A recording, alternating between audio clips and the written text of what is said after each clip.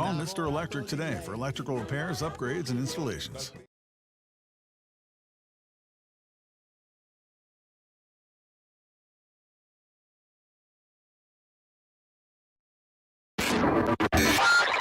Now, Hunt Palmer on 104.5 ESPN Baton Rouge. Holding down the middle of the day. Live from the Mercedes-Benz of Baton Rouge studios. This is Hunt Palmer. Welcome in. Hunt Palmer with you from the Mercedes-Benz of Baton Rouge studio downtown in the capital city on a Wednesday. Hope yours is going well. Beginning of the early signing period for college football. Been a pretty quiet day in Baton Rouge thus far. We'll recap what we have seen. I'll give my thoughts on this class. We'll talk about the day as a whole in college football. Coming up in 15 minutes with JD PicKell of On 3 Sports. We'll double up on 3 Sports today as Matthew Bruni from the Bengal Tigers is going to come on at 2 o'clock. Kind of recap what he's seen today from the LSU signing class. He wrote kind of an in-depth scouting report on every commitment and signee that LSU has pulled in today. Excuse me. So we'll get to Matthew. That's nice when you're in the intro and you get a huge scratch in your throat and you start coughing. We'll talk to Matthew Bruni at 2 o'clock about the in-depth scouting reports he's done on all these signees, as well as the LSU basketball team tonight. We'll play East Tennessee State. I'll get to some of that in the second hour. So locked and loaded here with you for the next 2 hours on the Hunt Palmer Show. 25 commitments for LSU to this point, and as of this very second, 21 of them have signed their national letter of intent. I'm told now we got some DocuSign working. I chatted with Billy Embody about this. He said there's some DocuSign, so you don't always have to crank up the fax machine now. We finally phased out. It was the last function of fax machines. I think we've pretty much put them to bed. DocuSign, working for the high school kids. Finally, after a decade, really, where everyone else had phased them out, and we were still using them each and every signing day. But it's been a good day for LSU thus far. Really, the only news of today, Dalen Austin, the corner from out in California, did flip to Oregon. That's been very much rumored for a long time. And Isaac Smith, the safety from right there in Mississippi, did choose to go to Mississippi State. But on the plus side, LSU did pull in Kamorian Pimpton, the 6'6" tight end from Fort Worth, who was committed to Vanderbilt for a long time. I'll be quite frank. I'm thrilled that Kamorian Pimpton wants to play football at LSU. I think he plays a position that Brian Kelly utilizes very well in his offenses over the years. I think he's got a ton of talent. I kind of feel for Clark Lee in that one. You've got the groundwork laid on a prospect that you really like, that clearly a lot of teams aren't on. He blows up. All these big offers comes in. You fight, you scrap, you claw, visits, phone calls, text messages, everything you can possibly do. And then he gets to the podium on signing day and is like, yeah, I'm going to go play for a team that wins a lot of games and not necessarily for the team that has more away fans in the home stadium than the home fans. Hey, Vandy won a couple conference games this year. Pretty good, but that's tough when you work that hard on a commitment on a commitment of yours, and then he at the 11th hour decides to bail. So by now, if you've been listening to the morning show, you heard the guys this morning. You heard Shay. You just had Hanny for an hour. He had Rabelais on talking a lot of recruiting throughout that hour. You know the names at this point. I just kind of want to give my thoughts on this class, and I want to be upfront about my feelings on this day. Yesterday, I went through my whole rant about how to evaluate staffs in recruiting and how it's a very much a big picture thing and not a case-by-case basis when it comes to reactions. That was yesterday's talk. Today's is the reality of this day in college football. A&M last year signed the number one class in the history of recruiting. 8 of those guys didn't make it a year, and 3 of them were 5 stars. You understand that LSU is in this class going to pull in 26, 27, 28 high schoolers, maybe a few more than that when you count the late signing period, and then you'll add in some transfers as well. But of the high school kids, what are the odds that half of them stay for 4 years and help? Not very good. This day and age, it's really less about, do you have a spot for? Yeah, you got a spot for everybody. Take as many as you can get because half of them are going to be out the door. If you've been listening to Matt's show and you've heard some of the discussions that he's had, he'll go back to the 2020 class. Now, this had a coaching change in it, which is not the case for every single class. But the 2020 class is gone. It was the 4th ranked class in the country, coming off a national championship. Eric Gilbert, gone. Eli Ricks, gone. Kayshon Boutte, pretty good. Jaquelin Roy, pretty good. Jordan Tolles, gone. Phillip Webb, gone. B.J. Ojulari, good. Antoine Sampa, gone. Jacobian Guillory, reserve. Marcus Dumerville, gone. Josh White, gone. Trey Bradford, gone. Dwight McLaughlin, gone. Max Johnson, gone. Coy Moore, gone. Marlon Martinez, gone. Alex Adams, gone. TJ Finley, gone. Cole Taylor, gone. Xavier Hill, Eric Taylor, gone. Ollie Gay, Liam Shanahan. The whole class is gone. So you can be super excited about this class that LSU has brought in this year, and I would say that's the proper emotion to have. I think they've got some really good players in this class.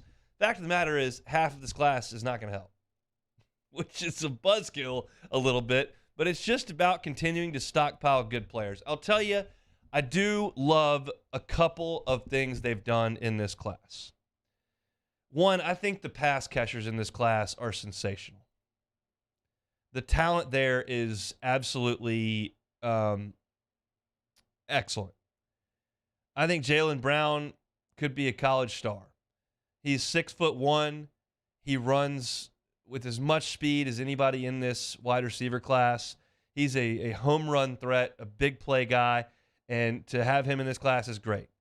You watch Kyle Parker's tape, 5'11", from Texas. He runs good routes. He catches the ball with his hands. He makes guys miss. He's not the fastest guy in the class, but he's a technician in the slot.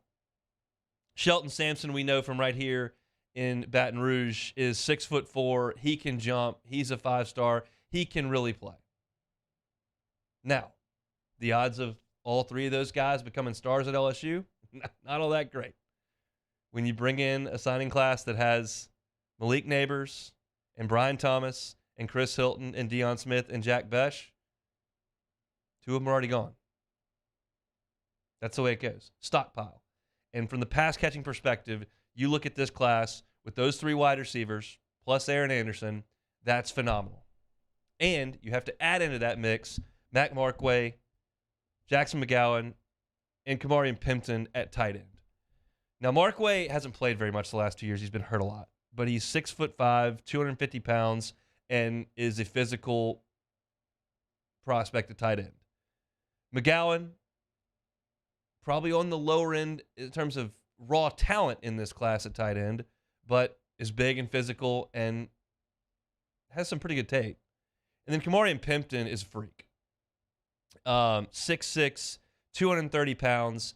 And if you turn on Kamarian Pimpton's film, like the first 2.5 minutes of it, he's high-pointing footballs, jumping up. And that's like the play. There's no like slip screen here. He's not running over routes over the middle, no out routes, not running a stop at the change. He's just running down the field, and they're throwing jump balls. Because that's his skill set. 6'6", super long arms, like way long arms. And he goes up and catches it with his hands very, very well. Brian Kelly develops tight ends. They're a huge part of what he wants to do. I don't know if Mike Denbrock's going to be here in 4 years or 1 more year or whatever, but he believes in the tight end.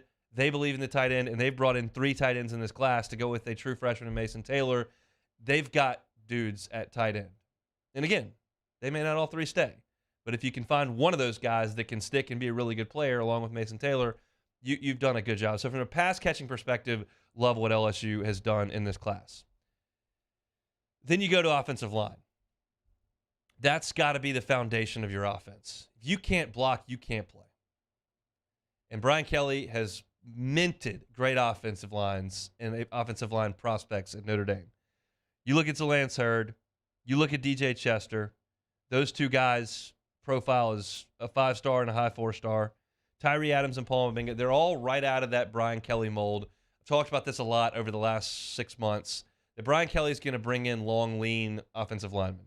So Lance Hurd, 6'5", 305. DJ Chester, 6'5", 315, and he's a guard. How many times has LSU brought in guards that weigh 340 pounds? And sometimes they're really good. Trey Turner weighed 340 pounds. He was incredible. But that's not the way that Brian Kelly wants to do it. Tyree Adams, 6'5", 285, long and lean. Paul Mabenga, 6'4", 275, profiles on the inside. He's long and lean for that spot. I love that. I think it's great. And you had to go get corners. That is a must because you don't have any left on the roster. Jeremiah Hughes, 3-star from Bishop Gorman. Bishop Gorman been putting some guys towards LSU in the last few years. Imwani Wilkinson, Bishop Gorman on the basketball court. He had Crawford in the baseball signing class before he signed a bajillion-dollar deal out of the first round. He was a Bishop Gorman guy. And now they go get Jeremiah Hughes. We know Javian Toviano. Ashton Stamps, they really, really like out of Rummel. Hopefully he's in the mold of the Justin Jefferson, the Debo Jones, the Duke Riley, those guys from New Orleans that were towards the end of the class that earned an offer in camp and that become really nice players for LSU. And then Kylan Jackson, I think, is a really good safety. Ryan Yates, safety. Michael Doherty, safety. They had to get DBs, and they've done that, and they've got one more to try to reel in with Desmond Ricks. I do have some issues with this class right now. One is you don't have any interior defensive linemen. I think Deshaun Womack's going to be a star, but he's an edge guy right now, and probably profiles there. Dylan Carpenter and Jackson Howard, they're edge guys. I just don't. You need beef in the middle, and we'll talk in the segment after JD about what you did in the transfer portal yesterday because you helped yourself for 2023 on the interior defensive front, but there's a hole there. You've got to find defensive tackles. So overall, you look at this class for LSU, and we may visit some of the other positions moving forward, but if you look at the on-3 team rankings, LSU has been teetering around the top 5 all day. Oregon's been a big mover up. They're up to 6. Notre Dame backed up a little bit to 8. You've seen Texas jump up there. Miami's making a push as well. But LSU's 7th right now, fractionally behind Oregon. Desmond Ricks changes that pretty quickly and pushes you towards the top 5. You can go get a 5-star corner. But it's been a good day for LSU. And so this is just the way I feel personally. I think it's great that they pulled in a lot of talented guys. I think you take as many as you can take, and right now they're up to 25 with room to grow. And you realize also that this is an era where half these guys are going to be moving on somewhere else after a year or two. It's just the nature of the way it is. I could go to any class over the years, and that's the way it goes, except really the 2017 class, which is why it's a huge reason LSU won the national championship. You look at that 2017 class, the amount of production they got from that was absolutely obscene. From the top of the class to the bottom of the class, it was just hit after hit after hit after hit, which is just very, very rare. I mean, I'll go through it. Jacoby Stevens, Austin Deculus, Grant Delpit, Tyler Shelvin, Caleb Chason, Jacob Phillips, Todd Harris, Kerry Vincent, Ed Ingram, Clyde Edwards-Helaire, Sadiq Charles, Patrick Queen, Neil Farrell, Racy McMath, John Trey Kirkland, Torrey Carter, Justin Jefferson. I mean, you just go and go and go. And there are a few guys on there that didn't help a ton. Manny Netherly, Lowell Narcisse, Aaron Moffitt wasn't a big guy. Seth Stewart. I mean, there were some, but more than not hit. Usually when you run through, it's a group that doesn't really pan out. So the point is not to throw cold water right before the Arctic blast hits on your signing day feels. Today's been a really good day for LSU, and this class is really, really solid for Brian Kelly and can get better.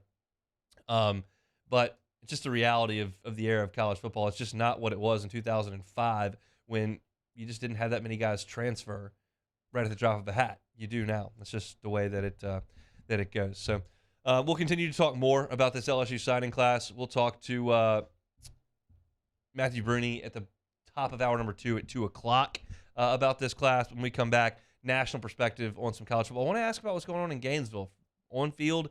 Is also in the recruiting world where they lost a couple guys. They had a 4-star decommit and go to Central Florida today, which is not great. But we'll talk with that and a lot more with JD PicKell of 1-3 Sports next on the Hunt Palmer Show. Hunt Palmer on 104.5 ESPN Baton Rouge. Bayou Ford. Check out that inventory, BayouFord.com. I tell you, a few times a week, I am a Ford driver.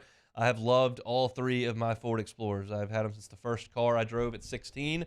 All the way to today. Love them. If you're looking for an SUV that's got room for the car seat like I have, Explorer's got you covered. If you need more room, if you're the Hesters and you have 413 kids, The Expedition will do the trick for you. If you're a truck person, F-150, F-250, they've got you. They got the Black Widow models as well. Or maybe you're looking for a muscle car. Mustang is awesome. The Broncos are hot this time of year, really hot since they released them a couple of years ago. Bayou Ford's got it all right there on the website. So check out the website, BayouFord.com. You can search the inventory. It changes daily. They update that website each and every day, and they customize a car if they don't have exactly what you want. The website is BayouFord.com. Bayou Ford, what they're going to do right by you. Our listeners fire up their opinions on the jimsfirearms.net hotline at 499-1045. Keep listening for your next chance to shoot us your thoughts with the jimsfirearms.net hotline on 1045 ESPN Baton Rouge.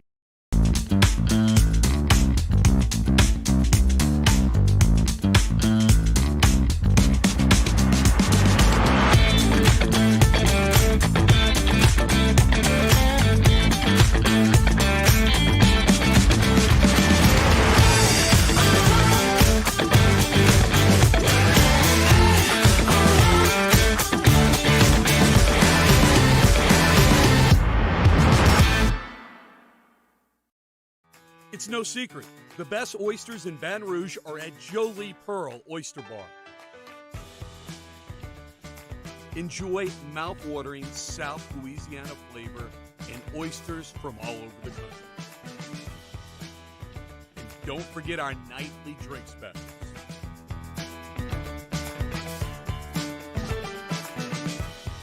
Jolie Pearl Oyster Bar, located in downtown Baton Rouge. Eli's always been into grilling. It took us a while to see it, but the signs were there. What are you doing, Eli? I knew grilling was my thing. I have been talking about it throughout my career. Happy with the results? I am. Got the new grill from barbecueguys.com. It performed great. My advice, as I always told my boys, Do more of what you're born to do. Barbecue Guys, for those who were born to grill. You want cheese on your burger, Pops? I'll take a little cheese. Crime has serious consequences, but anyone can make a mistake. If you find yourself in trouble with the law, know that you have rights, and it's okay to demand them. The law offices of O.C. Brown are here to protect you and your rights. Felony or misdemeanor, DUI or drug charge. No matter what crime you're accused of, you still have rights. Let the law offices of O.C. Brown uphold them. Call 225-343-1111. Your law firm for a lifetime. I've been doing business with Luba for 25 years. They're dependable, trustworthy. It's just the attention to detail with our clients. Our folks have years and years of experience. They're highly trained professionals, but many companies have that asset. What I'd like to think makes Luba a bit different is that we use those talents in a way that truly is dedicated to serving the needs of the folks who depend on us. Time doesn't stop, and the world keeps spinning. Community, culture, and communications, the powerful circle that connects us together. We're creating the next evolution, a network built for every possibility, moving faster than ever before, streaming us forward into the future. And the revolution is closer than you think. RTC, ETEL, and Vision are now. Join Jimmy Ott and Charles Handegrift this Wednesday, 6 p.m. from City Slice Pints and Pizza. New Orleans Bowl picks, National Signing Day talk. Join us more for live from City Slice Pints and Pizza on 104.5 ESPN Baton Rouge.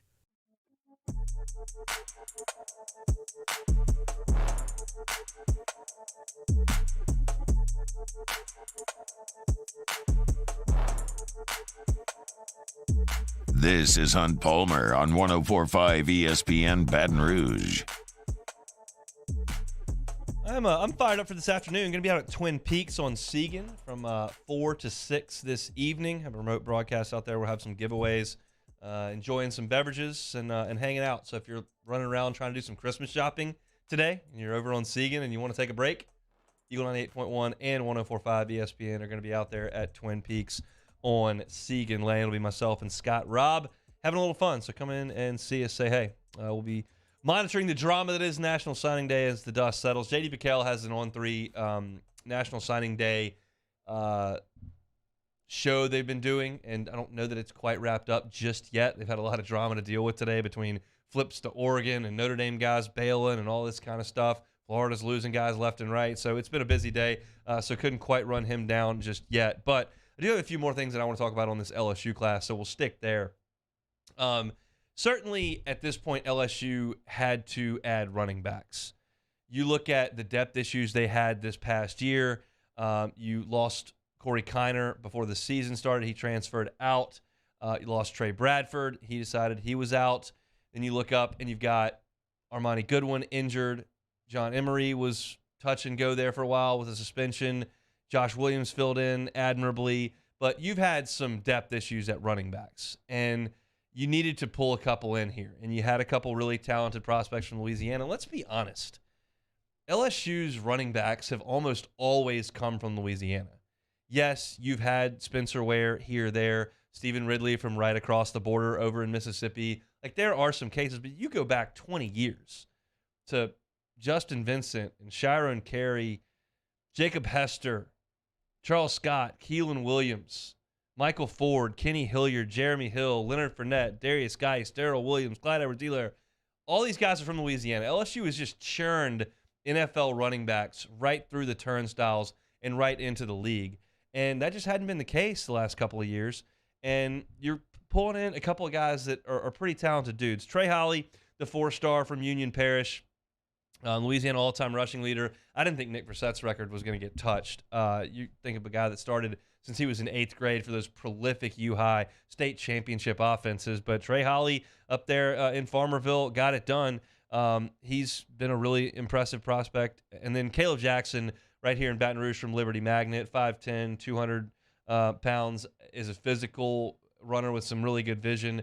They needed to go get some running backs. And look, we thought John Emery, who came in with Ty Davis Price, who would go, they both go in that Louisiana list. TDP made it to the NFL and is chugging along. And Emery's just had trouble being uber productive, whether it's been being behind an all-SEC player his freshman year in Clyde Edwards-Helaire. Then he dealt with the time away from football with the suspension. The COVID year was weird. And then he comes back this year and had his moments. He flashed at times, but hasn't necessarily been the number one back in the nation like you thought he may be. So he's got a decision to make whether or not he's going to stay in Baton Rouge or he's going to try to test the NFL waters. He does have another year to come back. I think the early indication is that this is probably going to be his last game at LSU in the Citrus Bowl. I wouldn't testify to that under oath, but I feel like that's the way it's trending.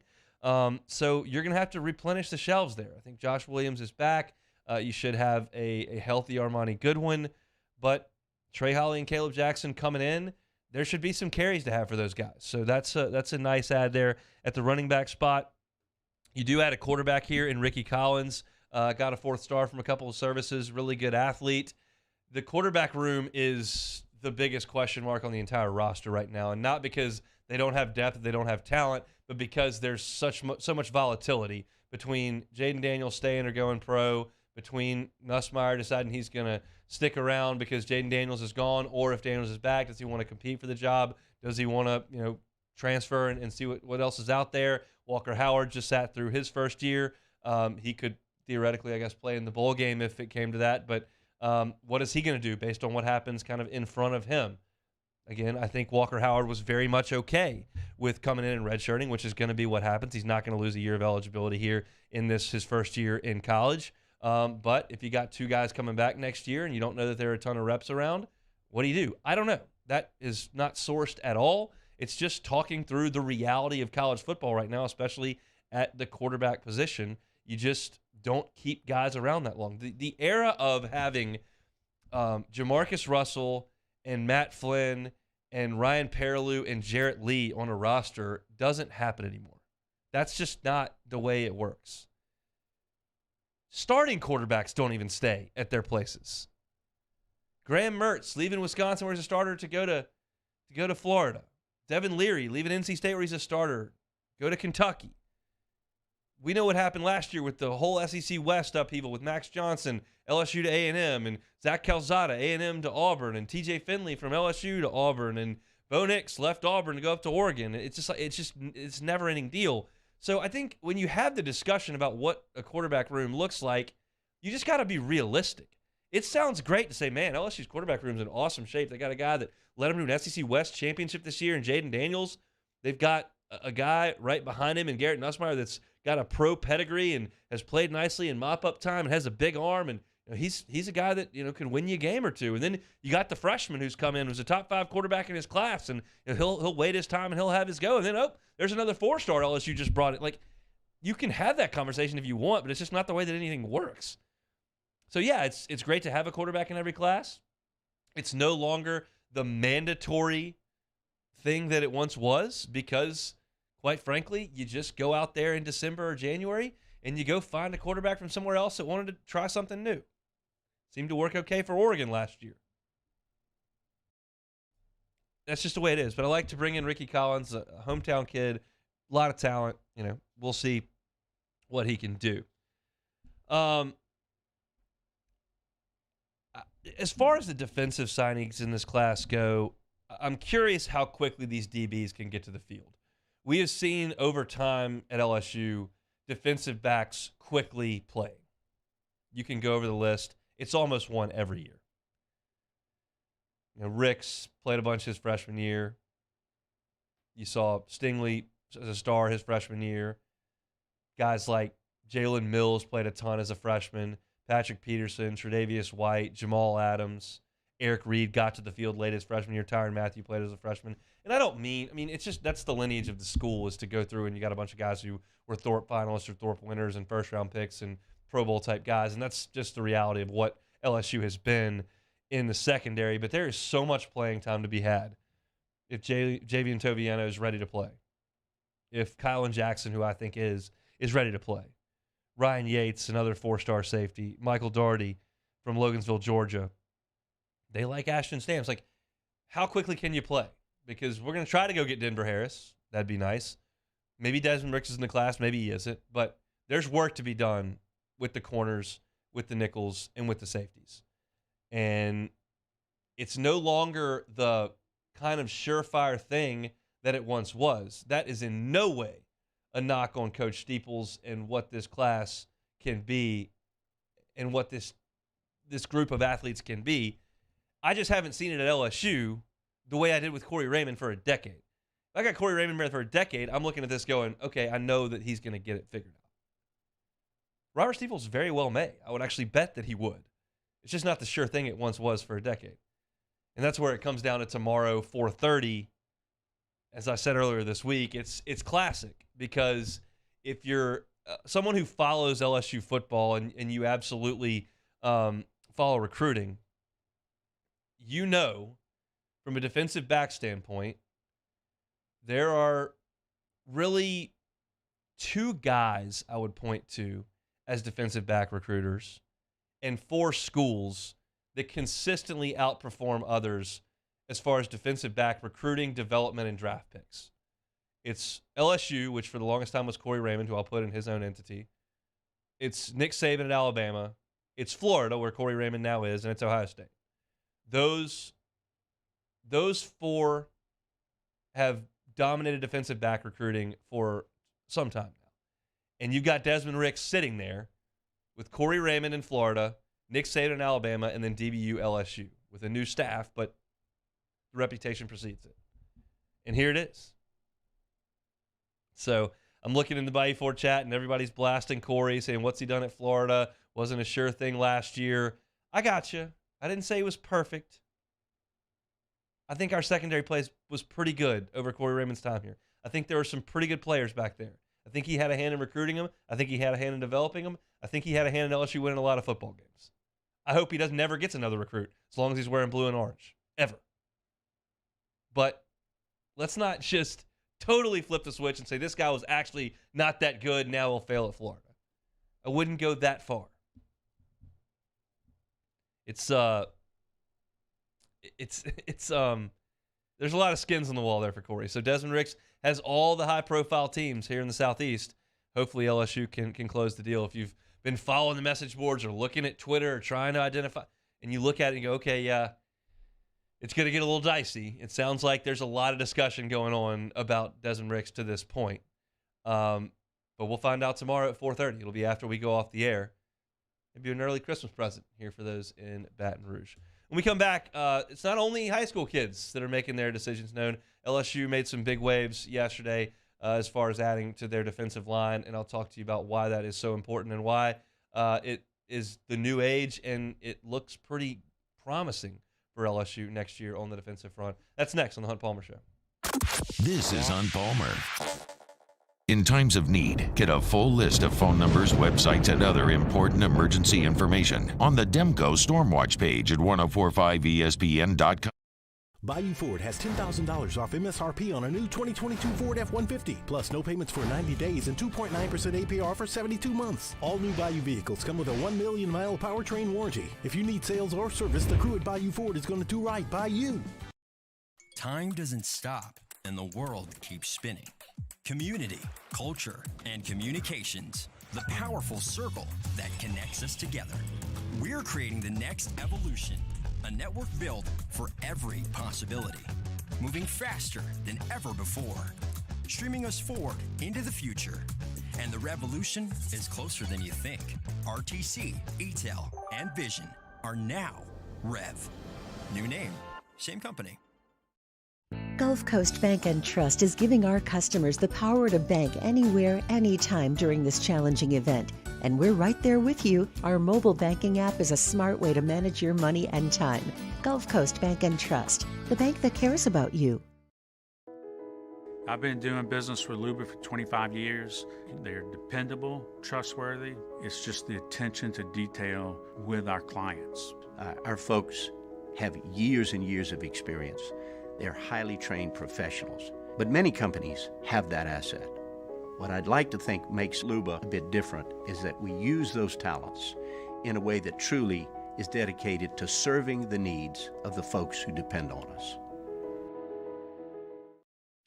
Louisiana. It's a place defined by culture, by pride, by passion, by people who do more than love this place. They celebrate it, elevate it, champion it. They are the individuals who embody what makes Louisiana great.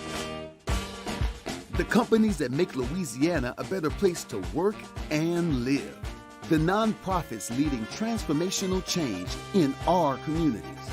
Champions of Louisiana are all around us, and LWCC is proud to celebrate them because we've always been Louisiana loyal, supporting the workers, the innovators, the change agents of this great place we call home. Who are the champions around you? Together, we can share their stories. Together, we can help our home state thrive. Together, we are Louisiana loyal. Always.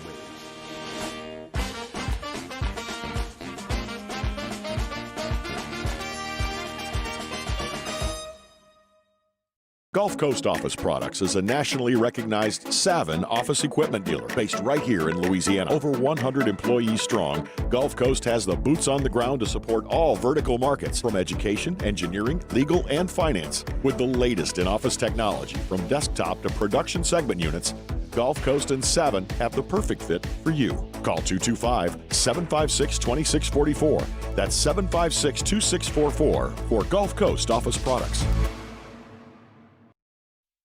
Oh, hey, what's up? It's Big V and Bubba, 100.7 The Tiger Morning Show. We'd love for you to join us every weekday, 4 a.m. till 9 a.m. Yeah, everything you want in a show. Country music. We got laughs. We got celebrity in-studio guests. We just need you. Join us every weekday morning, 4 a.m. to 9 a.m., right where it all started. That's right. Louisiana's country station, 100.7 The Tiger. ServiceMaster Elite create clean, disinfected work environments. As a local business, we take pride in serving the New Orleans and Baton Rouge areas. Our cleaning protocols follow CDC and OSHA standards for healthcare settings, offices, senior living, restaurants, and industrial plants. Contact. Ho! On Thursdays off the bench, we gonna celebrate Christmas, y'all. So come get in the holiday mood with the boys as we recap National Sign Day. Look forward to the Pelicans being back on the hardwood. Off the bench, 7 to 10 a.m., 104.5 ESPN.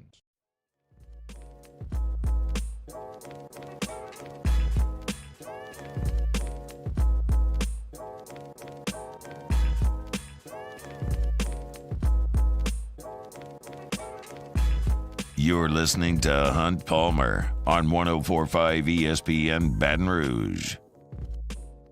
Opening hour on Wednesday, always brought to you by Sunshine Quality Solutions, your South Louisiana John Deere dealer. You can find them at sunequip.com for your John Deere tractors, mowers, equipment, repairs. They got it all at sunequip.com. Appreciate them bringing you the opening hour each and every Wednesday here, including this National Signing Day. Use air quotes there. The first day of the early signing period in college football. But yesterday, before the high school kids could DocuSign or send their faxes or whatever they were doing, LSU added 3 transfers in the span of about 8 minutes. It was fast and furious yesterday. By the time one had happened, all 3 had happened, and I kind of had to catch back up. And I think this was very, very important because if you were listening to the first segment of the show, I'm concerned with the fact that LSU doesn't have an interior defensive lineman in this class to this point.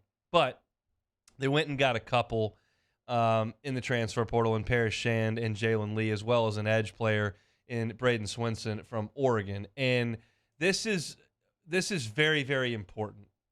And it's goes back to the point that we've been making for a while now, and it's that this is less – there's a portion of this that is program building and player development and getting guys into strength and conditioning programs, learning the system and building them up over a 3 or 4 year career. And there's also a portion of we got to put together the 2023 team now.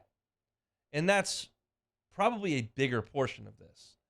And you've got to patch holes with the portal. And LSU has a hole at defensive tackle. But this really helps because you figure, as Jaquelin Roy declares for the draft yesterday, now it's Mason Smith and Mekhi Wingo at defensive tackle as your starters for sure. Those 2 guys are all SEC and All-America level players. And Jacobian Guillory is very likely back, and he's a guy who has played some nice backup snaps for you this year as the 3rd tackle, and he does that again. Now you bring in Jalen Lee, who started a couple games from Florida, is 300-plus pounds, and can give you some snaps on the interior in the SEC. That's proven. You bring in Paris Shand, who was a nice player for Arizona, made some plays in the backfield, has logged a lot of snaps. You figure he can help as well.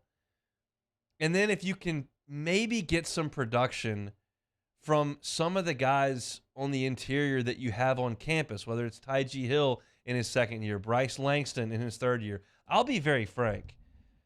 Obviously, this is not something that goes to air because it can't, but I was in the building conducting an assistant coach interview for an upcoming pregame show when Bryce Langston committed to LSU. And I had a staff member tell me he might be the best defensive lineman in the country. This is such a huge get for us. If you remember the recruitment of Bryce Langston, there were some issues potentially with grades. People thought he might not qualify. He did, to his credit. And LSU stuck with him and stuck with him and stuck with him and ended up getting him. Bill Johnson thought it was a huge deal. And he hasn't really done anything. I'm not asking you to come in and be Glenn Dorsey. I'm not asking you to come in and be Chad Lavallee. I'm not asking you to come in and be Michael Brockers. I'm asking you to come in and give me 12 good snaps. Play your signed role. Block up a gap. Hold up a lineman. Just give some guys a break. You can't send 2 or 3 guys out there for 97% of the snaps. Not in this era of tempo, of hurry up offenses and spreading you out, rushing the passer. Like, you've got to have some depth there. So you start with a really strong base with Smith and Wingo, and you figure it'll be the last year for both of those guys. And then you have Guillory, but you go get Shand, you go get Lee, and you hope you can get some production from Hill or Langston or some of those guys. If you can rotate 5 guys there, you've got enough. I'd love it if they had 7. But if you've got 5 guys on the interior, you've probably got enough. Now you get an injury. Mason Smith goes out in the first series of the year. Okay, we've got some issues. But week in, week out with 5, you're going to be okay. And then I think they're really excited about Braden Swinson, who's showed some some up the field ability at Oregon, got a good frame on him, and can take the role that Ali Gay played.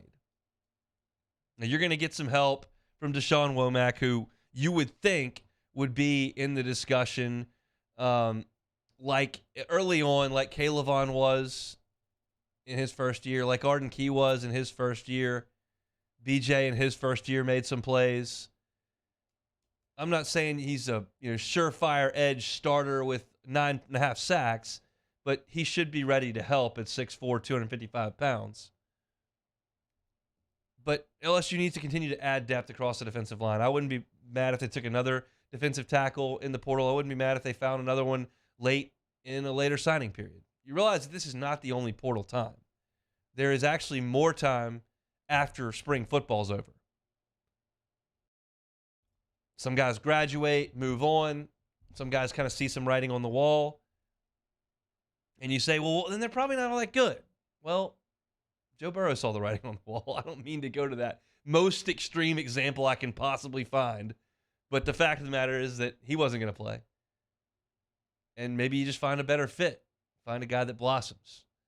So again, the transfer portal ad yesterday from Shand, Swenson, Lee, those guys, it quells my part of my defensive tackle fears in this class, but not all of it, because you got to continue to add depth from the younger players as well. Transfer portal's got to patch, not be the entirety of what you're doing. We saw it be the entirety of what you were doing with the secondary this past year. Now you got to do it all over again. So you get Denver Harris, you get Desmond Ricks, all of a sudden you've done it, but it takes a lot of effort. A lot of things breaking your way.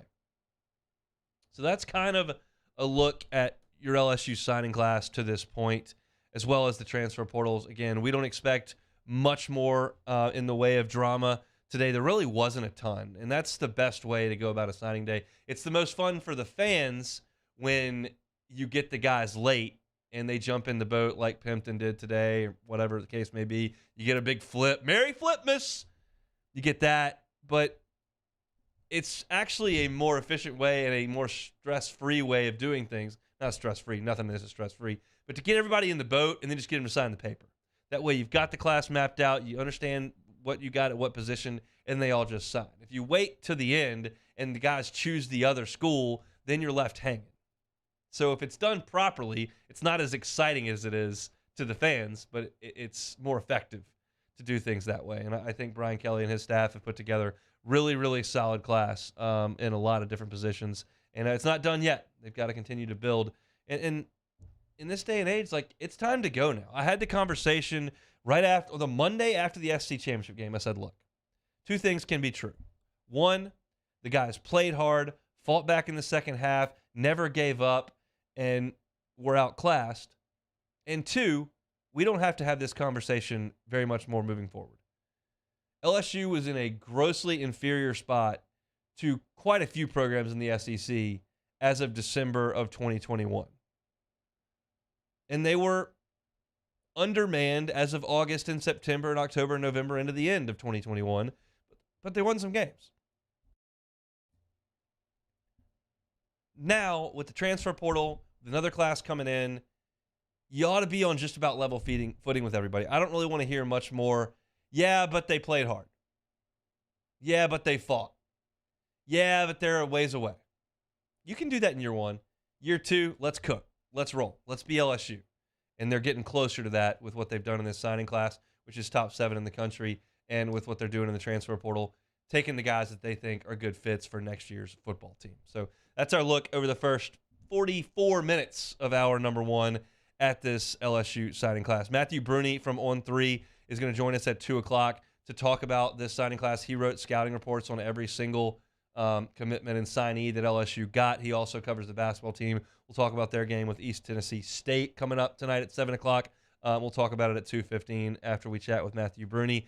When we come back, weird day in college basketball yesterday. If you didn't catch this, and there's some significant LSU ties to what went down yesterday in NCAA basketball.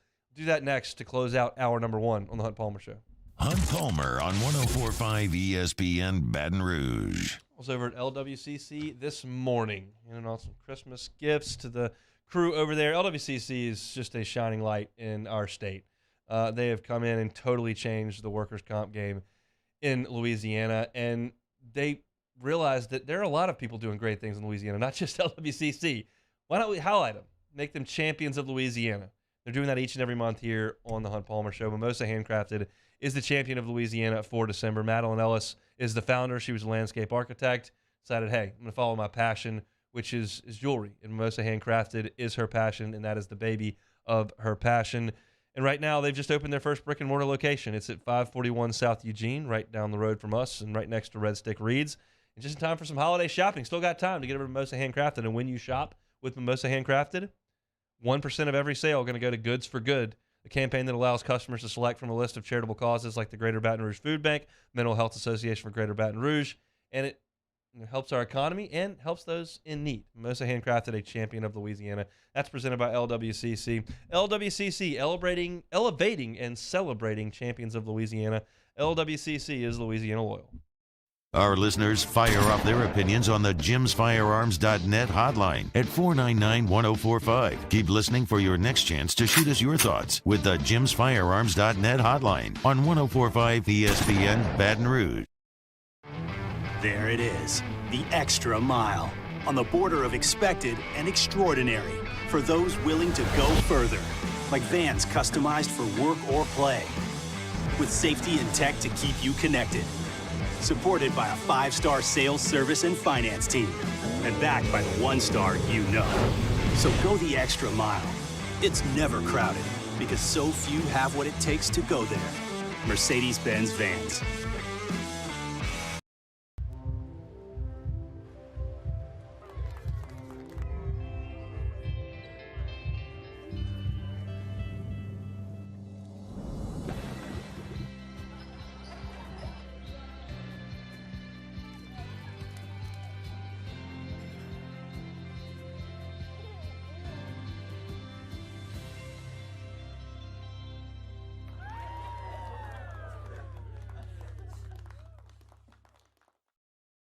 It's no secret. The best oysters in Baton Rouge are at Jolie Pearl Oyster Bar.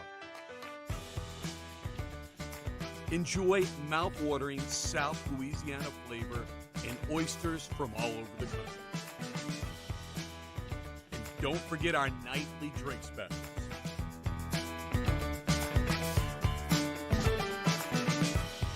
Jolie Pearl Oyster Bar, located in downtown Baton Rouge. Eli's always been into grilling. It took us a while to see it, but the signs were there. What are you doing, Eli? I knew grilling was my thing.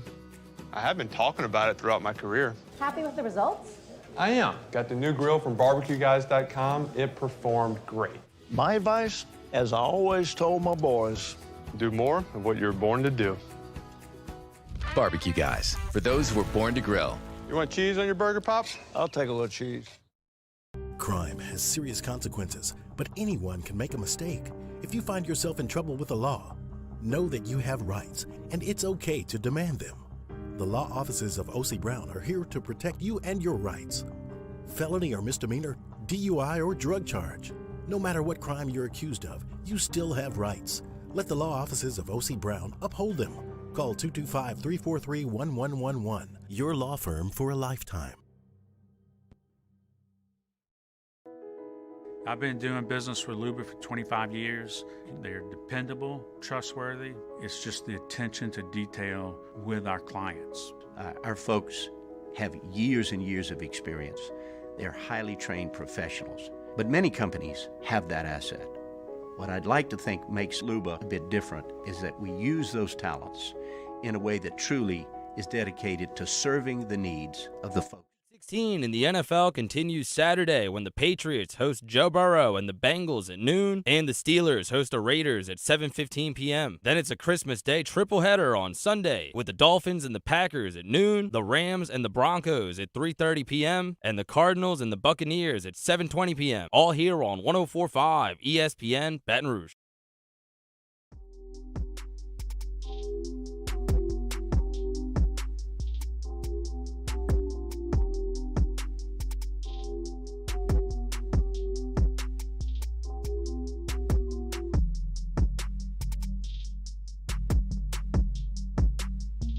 This is Hunt Palmer on 104.5 ESPN Baton Rouge. LSU basketball back in action tonight, 7 o'clock, East Tennessee State. Matthew Bruni will be there for On 3 Sports. He joins us in about 10 minutes. Did you see this score from college basketball yesterday? Final score from Winston-Salem, North Carolina. The Wake Forest Demon Deacons 81. The Duke Blue Devils 70. An 11-point win for Wake over Duke. Does this mean LSU basketball is back? LSU beat Wake, overcame a 20-point deficit. Now Wake's knocking Duke off. Another score you may not have seen yesterday from college basketball with an LSU opponent. Wofford. Remember that? LSU played them. Beat them. It was a little tight, but beat them. They went to College Station yesterday and got a win. 67-62. Held Buzz's squad to 62 points. Tigers are back. They're beating juggernauts. You thought this non-conference schedule stunk? You stink. It's not a great non-conference schedule. But some good wins for LSU opponents yesterday. Rough day for the Southeastern Conference on the hardwood yesterday. Mississippi State lost their first game of the year up in Lincoln against Drake. They managed to score 52 points against Drake, who was 8-3 on the season. Check the box score. State put one guy in double figures. Scored 52 on Drake. We know Mississippi State's been great on the defensive end of the floor this year, but that's not very good offensive output. I mentioned A&M lost to Wofford. That's not great. Ole Miss is at the Pavilion. They played a bad North Alabama team that was 6-5 entering the season. 66-65, North Alabama beats the Ole Miss Rebels. Don't get the sense things are going awesome in Kermit land and may not be going there very much longer. I mean, you're talking about a North Alabama team that already has posted losses to Mississippi Valley State and Cal Santa Barbara that Ole Miss couldn't beat on their home floor. And then Florida played in the Jumpman Invitational against Oklahoma. They scored 53 points and lost 62-53 to Oklahoma. So of the 5 SEC teams that played yesterday, 4 of them lost. And 2 of them were to Wofford and Northern Alabama. Drake's not exactly a powerhouse. Bama kept rolling. They beat Jackson State and Coleman to get to 10-2. They're still a top 10 team. But it feels like the middle of the SEC basketball pack is pretty mediocre. I really like the top of the league. I think Tennessee is very tough. I think Arkansas is really good. I think Bama on a given night is great. I think Kentucky's got plenty of talent. But, I mean, you start to look at it's slipping away from Buzz in College Station. It's slipping away from Kermit in Oxford. Ole Miss in Florida in years 1. So is South Carolina. So is Georgia. Vanderbilt, it's slipping away from Stackhouse. In one game doesn't make or break anything, but all of a sudden now I look up and Ole Miss is 8-4. And it doesn't look like it's going to get a lot easier. They've lost 3 of their last 5 when the level of competition elevated. They got to win over Stanford early, but lost to Oklahoma, lost to Memphis, lost to Central Florida, lost to North Alabama. And now, if you're Ole Miss, you've just lost 4 of 6.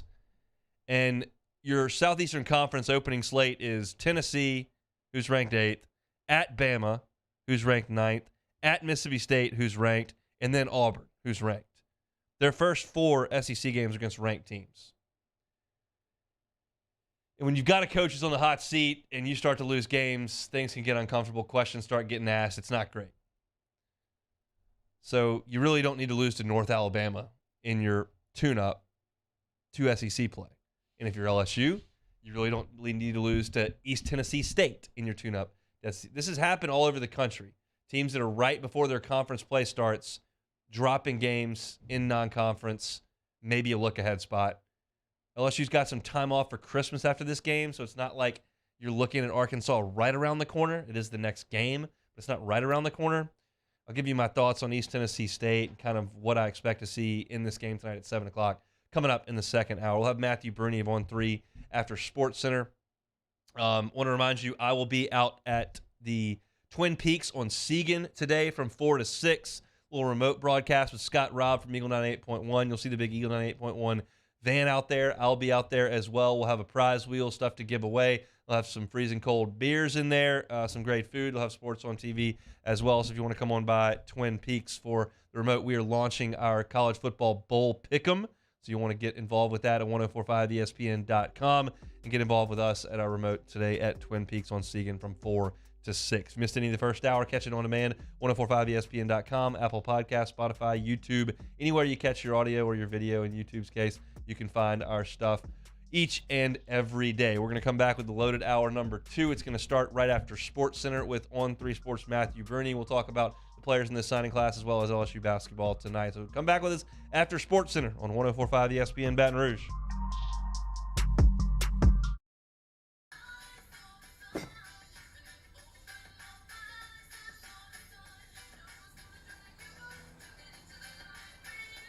Miller Lite has more taste and only 1 more calorie than Michelob Ultra. Want more customers? Running Boards Marketing can help you get their attention.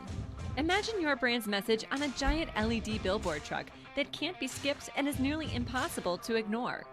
Running Boards Marketing is the leader in effective and affordable advertising on digital mobile billboards, which are 2 times more effective than traditional billboards. With a 97% recall rate, you'll leave a lasting impression with your customers. Visit us online at runningboardsmarketing.com so we can drive your message to where the people are. Bayou Chrysler Dodge Jeep Ram has $10,000 off MSRP on all new 2022 Black Widow Jeep Gladiators in stock. All new Bayou vehicles come with a 1 million mile powertrain warranty and free delivery. If you need sales or service, the crew at Bayou is going to do right by you. Time doesn't stop, and the world keeps spinning. Community, culture, and communications, the powerful circle that connects us together. We're creating the next evolution, a network built for every possibility, moving faster than ever before, streaming us forward into the future. And the revolution is closer than you think. RTC, ETEL, and Vision are now Rev. New name, same company. Gulf Coast Office Products is a nationally recognized Savin office equipment dealer based right here in Louisiana. Over 100 employees strong, Gulf Coast has the boots on the ground to support all vertical markets from education, engineering, legal, and finance. With the latest in office technology from desktop to production segment units, Gulf Coast and Savin have the perfect fit for you. Call 225-756-2644. That's 756-2644 for Gulf Coast Office Products. Louisiana. It's a place defined by culture, by pride, by passion, by people who do more than love this place. They celebrate it, elevate it, champion it. They are the individuals who embody what makes Louisiana great. The companies that make Louisiana a better place to work and live. The nonprofits leading transformational change in our communities. Champions of Louisiana are all around us, and LWCC is proud to celebrate them because we've always been Louisiana loyal, supporting the workers, the innovators, the change agents of this great place we call home. Who are the champions around you? Together, we can share their stories. Together, we can help our home state thrive. Together, we are Louisiana loyal. Always.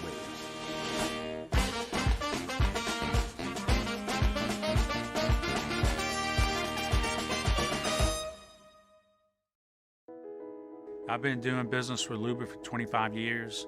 They're dependable, trustworthy. It's just the attention to detail with our clients. Our folks have years and years of experience. They're highly trained professionals, but many companies have that asset. What I'd like to think makes Luba a bit different is that we use those talents in a way that truly is dedicated to serving the needs of the folks who depend on us. Oh, hey, what's up? It's Big V and Bubba, 100.7 The Tiger Morning Show. We'd love for you to join us every weekday, 4 a.m. till 9 a.m. Yeah, everything you want in a show. Country music. We got laughs. We got celebrity in-studio guests. We just need you. Join us every weekday morning, 4 a.m. to 9 a.m., right where it all started. That's right. Louisiana's country station, 100.7, The Tiger.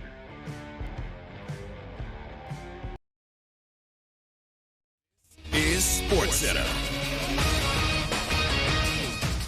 I'm Christine Lisi. The Steelers and NFL are mourning the loss of a legend. Hall of Fame running back Franco Harris has died at the age of 72. No cause of death given. Harris, the author of the Immaculate Reception, considered the most iconic play in NFL history. And for that play, Harris is a Mount Rushmore player for the league, believes ESPN NFL reporter Sal Paolantonio. The sport was changing at that time, and it became the television sport that we know it. The Steelers and Franco Harris put the NFL on the launch pad culturally that launched the NFL into the true television sport that it became in the 80s and the 90s. The Steelers are scheduled to retire Harris's number 32 jersey during halftime of the Raiders game on Saturday.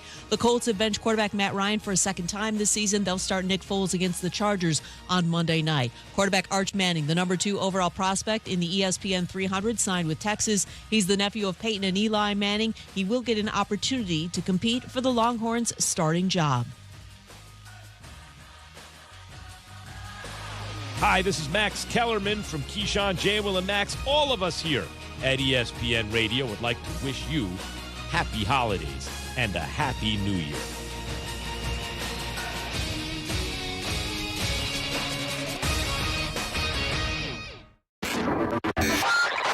Now, Hunt Palmer on 104.5 ESPN Baton Rouge. Holding down the middle of the day. Live from the Mercedes-Benz of Baton Rouge Studios. This is Hunt Palmer. That opening hour on Wednesday is always brought to you by Sunshine Quality Solutions, sunequip.com for all your John Deere Deans down here in Louisiana.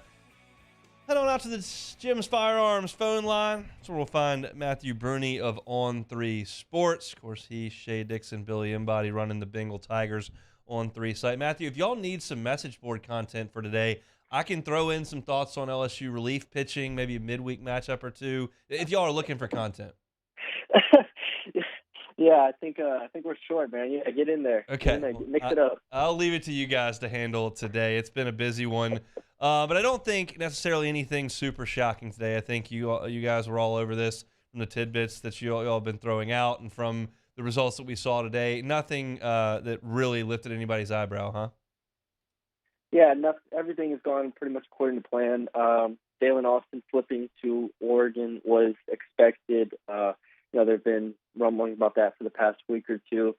So that was the only, flip away from LSU. And then they got Morgan Pimpton tight end that was committed to Vanderbilt that, a lot of people are really high on at 6'6", really talented guy.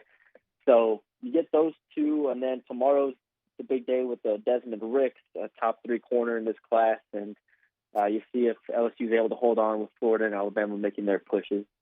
Let's play the game that everybody loves to play on signing day. Who's going to help right away? You can look toward the top of the class with Zalance Hurd, Deshaun Womack. You got some significant wide receiver that signed today as well. Who do you look to in this class that would be kind of an immediate impact type player?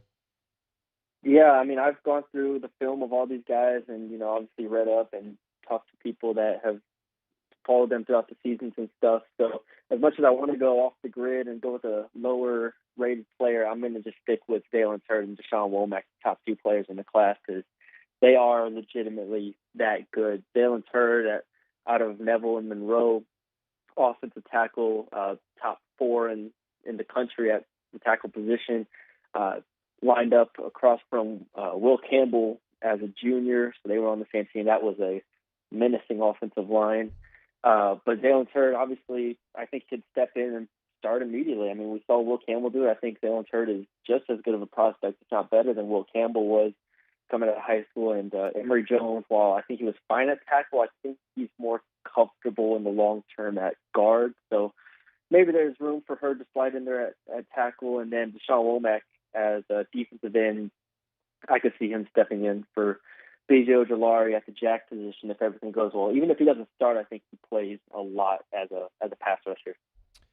And then I'm impressed, as I said in my opening segment today, with the pass catchers in this class, wide receiver and tight end. It's a passing sport. You obviously got to control the line of scrimmage and you've got to run the football, but a lot of games are won on the edge and scoring a lot of points, and LSU has got some really good players at wide receiver, but it looks like more that are coming in.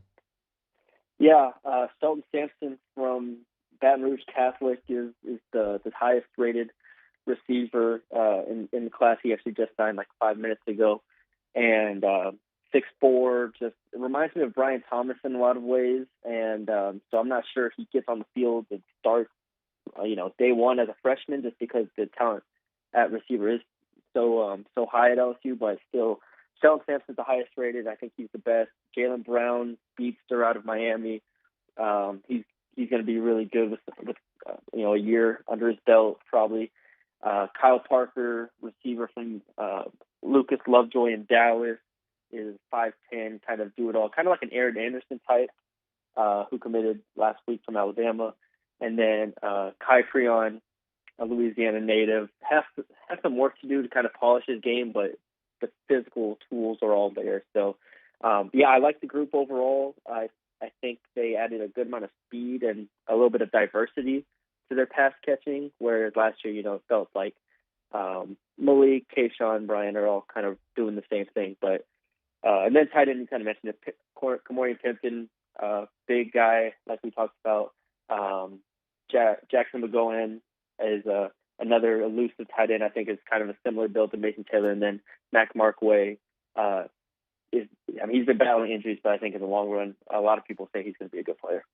Hey, look, if you do something really well, keep doing it. Brian Kelly has had great offensive lines and great tight end play in his career, and LSU has certainly done that in this class. The last position I want to hit before we get to some basketball, Matthew, is the running backs. We understand that they battled some significant depth issues this year because of the injuries and suspensions and all that went on in terms of the running back room.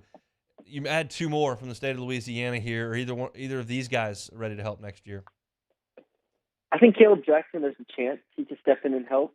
He is coming back. He missed most of his senior season with a fractured ankle, so he's coming back. But he is someone that physically, I think, could come in and help them immediately. He's just, when you get him in a straight line, he's really tough to bring down. I think he has, some areas he'll need to round out his game, but overall, he is physically, I think, ready. Caleb Jackson out of Liberty, out in Baton Rouge. And then Trey Hawley, obviously, I think a lot of people in Louisiana know Trey Hawley already, the state's all-time leading rusher at this point. Just a fantastic high school career. And I'm interested to see how he does, how he continues to develop and rounds out his game, because we saw Josh Williams at 5'8" have a really good season. So why can't, Trey Hawley get there at some point?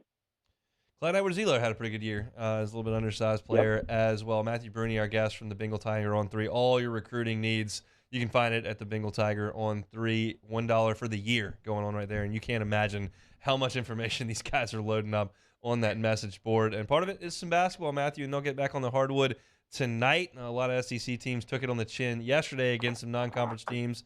LSU's got one more landmine to jump over here with East Tennessee State. Y'all met with Matt McMahon earlier this week. Any reason for concern tonight?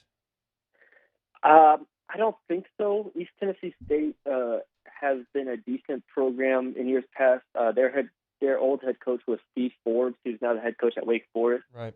And he actually had East Tennessee State in a really good spot. Since he left, they've kind of fallen off a bit. So I expect LSU to take care of business tonight at home. I would be very surprised if this game was within 5, like we saw with the Winthrop game and UT Arlington and Wofford. They need to take care of business and get on to conference play at this point. If they struggle with East Tennessee State at home, I'm just going to continue to be concerned moving forward, because they are the lowest ranked team, basically the lowest ranked team they've played since New Orleans in KenPom. Yeah, look, this is a 4-8 ETSU team. They have lost some close games, and I'll talk about that a little bit in the next segment, but it's not a very good basketball team. As far as LSU is concerned, are you concerned with the shooting woes of Adam Miller over the last 2 weeks? As a basketball player, you want to just give him the benefit of the doubt. You want to just be like, hey, it's a rough 4-game stretch, and I really do think he's talented, and I think he'll be okay in the long run. But the problem is this team needs him to be close to probably 18 points a game, I think, for them to be fighting with the top 5 in the conference. And I'm not sure he can get back there. He just, since that injury last year, I don't know if he's as explosive as he was. He doesn't get to the rim as easily. Thankfully, against Winthrop, he went 3 of 5 from 2, but before that, he was not even getting to the rim. And so it's an interesting situation he's in, because this is the last tune-up before conference play, and if he is not a 38+% three-point shooter in conference play, then this offense will be very inconsistent. But obviously, it's been a big development that Cam Hayes has stepped up in the spot.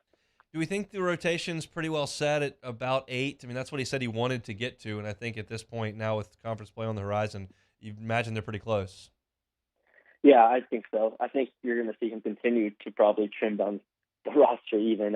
Trey Hannibal played like 20 minutes against Winthrop. I don't know if he probably somewhere around 10 minutes per game, I would think, in conference. And then Jalen Reed, the freshman forward, got benched, and he's playing about, 8 to 12 minutes right now. I think he stays in that range. Justice Williams, I think, will be in a similar vein, 8 to 12 minutes or so. So those are your 3 bench players. Imani Wilkinson's been benched, doesn't play anymore. And then you have your starting 5 with Juice, Adam, Cam Hayes, KJ Williams, and Derek Fountain. Yeah, I think that's it's surprising, quite frankly, when you look at recruiting rankings and kind of what you thought this team may be. I would have thought you would have seen a lot more of Jalen Reed and Tyrell Ward and some of those guys, but it doesn't appear that's the case. They're going to go with the veteran guys who have been a little bit more productive, but we'll see. It looks like the middle and the bottom of the SEC have kind of taken a little bit of a step back over the last couple of weeks, so it may look better than it did just in terms of what the schedule looks like, but they still have a ways to go. Yeah, definitely. I think you worded it well. The middle to back is kind of wide open, and that's why I have a little bit of optimism that this team could sneak, an 8-win conference season. And I think that would be great, but you start off with Arkansas and Tennessee as your first 2 games, and that'll be, I think that'll be pretty tough. But, Kentucky, not Tennessee. Yeah. But Arkansas, Kentucky, Tennessee, Alabama are the top 4 pretty, going away. And then after that, it gets kind of murky a little bit with Auburn, Mississippi State, and, maybe LSU in there. Maybe. We'll see him tonight in the PMAC 7 o'clock tip-off against East Tennessee State. Looking for your recruiting news, looking for team coverage for the Bengal Tiger on 3 is where you can find it. Matthew Bruni, our guest. Thanks for the time, Matthew. Appreciate it. Anytime. And I'm hanging out on 3 every once in a while as well, but not today. I'm going to let those guys run with it today and do. But they've been awesome. Shay, Billy, and Matthew do such a great job over there at On 3. And look, you can get access to the site for a year for $1. It's pretty good investment, I'd imagine. As Shay says, you may not want to read anything, but you get a free hat if you do it. So that's a pretty good deal. When we come back, I'll get you ready for LSU and East Tennessee State, what I'm looking for tonight.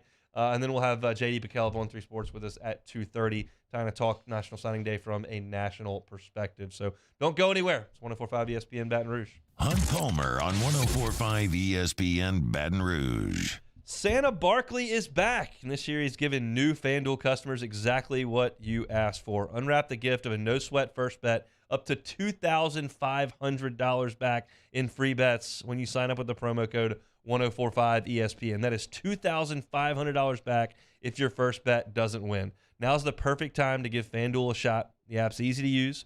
You're always getting great promotions, and when you win, you get paid instantly. So see for yourself why FanDuel, America's #1 sportsbook, and get in on the holiday spirit with a no-sweat first bet up to $2,500 back in free bets from Santa Barkley when you sign up with a promo code 1045 ESPN.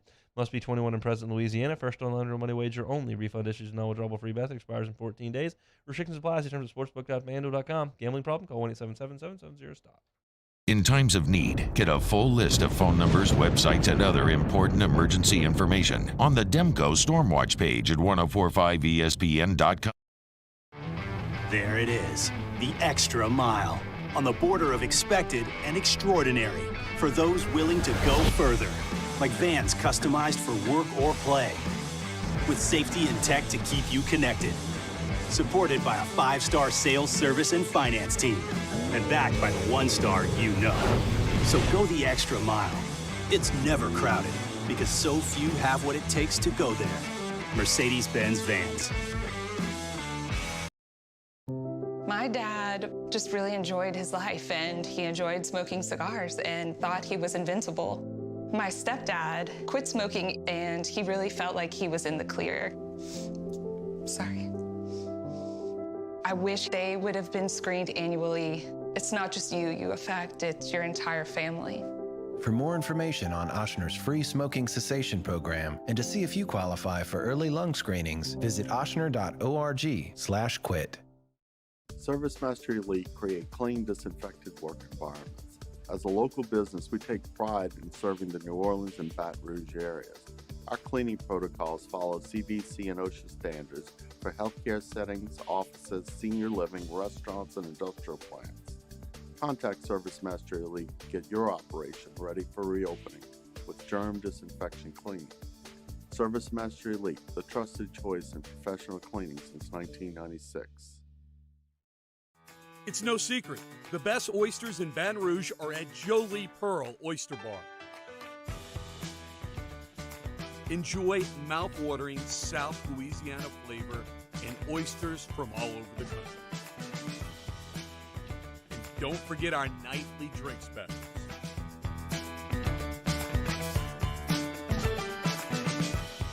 Jolie Pearl Oyster Bar, located in downtown Baton Rouge.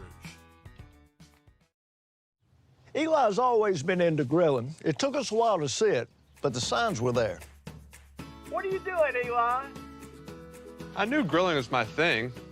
I have been talking about it throughout my career. Happy with the results?